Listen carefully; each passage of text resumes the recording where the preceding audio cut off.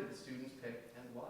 The students chose Pain from Albany Gun Violence Still Fresh a Decade Later because they wanted to show a different view on what happens when shootings occur in the Albany area, how they deal with it, handle, and move forward.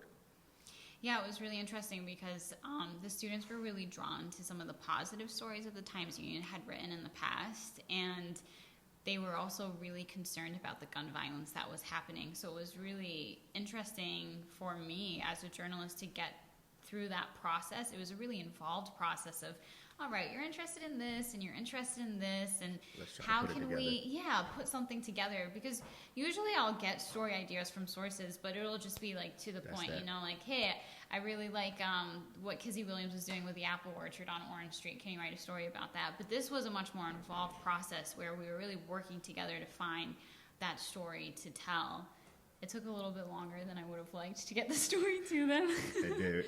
Unfortunately, I still shared it with them. Ray Sean was the only one who responded, but a few of them will come back next year, so we'll have more discussions, further discussions when they return. Yeah, I mean, we kind of had to have that conversation with the students about, okay, if you want this story about the gun violence, then it's going to take a little bit longer. And the reason is just because of how much trust you have to build with your sources. What I always say as a journalist is, especially when you're writing about stories that bring so much trauma to someone, and especially when you're writing about communities of color in general, is that nobody owes you their story.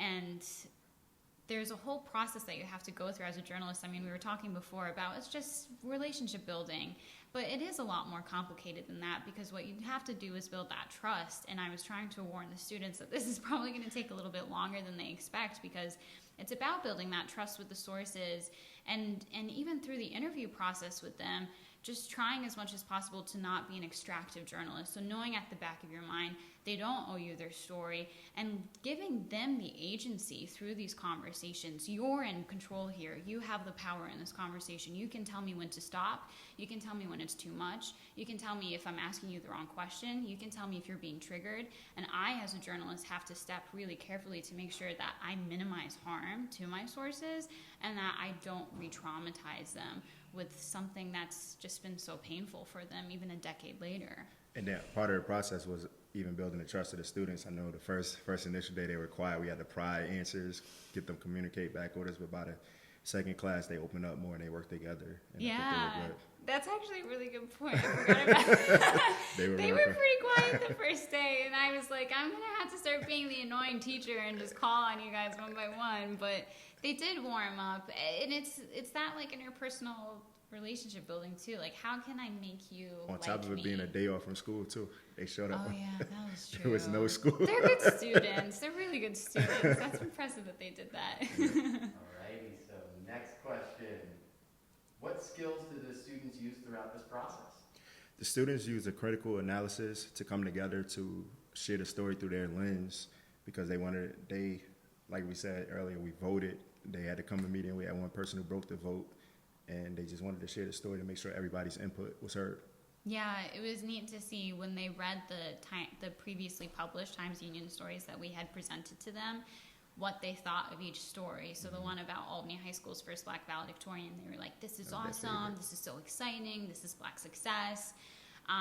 There was the one actually about a young Black teenager who lives in West Hill and how his day-to-day life is affected by gun violence. And the students actually didn't seem to be that interested in that story, even though it actually profiled someone who was close to them in age. And then there was the mental health story, just about the importance of diversifying the mental health field and having Black therapists, especially in the aftermath of George Floyd's murder. Mm-hmm. And they loved it, which also threw me. I was surprised. I was like, I wasn't expecting 16-year-old boys to like a story like this so much, but it was neat to see how they took the stories and figured out how they could relate to the stories themselves and which stories really spoke to them. And then they took that into trying to figure out what story they wanted me to tell next. Mm-hmm.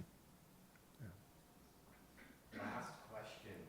How does student-centered journalism shift power in your space? So student-centered journalism shifting power in the classroom, and student-centered journalism shifting power in the newsroom.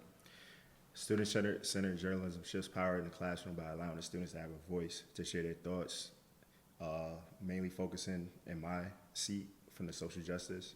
It gives them a voice to put out how they see things and how things should be shared.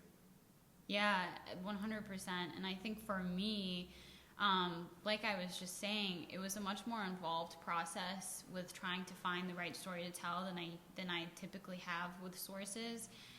So really working together to figure out the right story to tell. But then also, even after we came to that story idea together, for me, there was kind of this weight on my shoulders. Like, there was this sense of accountability more than I always feel that responsibility. You're telling someone's story, you're sharing someone's story, there's that weight on you. But just knowing that I had to report back to the students. And it's interesting because journalists always say that their job is to hold other people accountable. And that's usually talking about elected officials and politicians and whatever. And the industry is starting to realize that they need to be held accountable. And that's what's really important, from the people in the community. Exactly.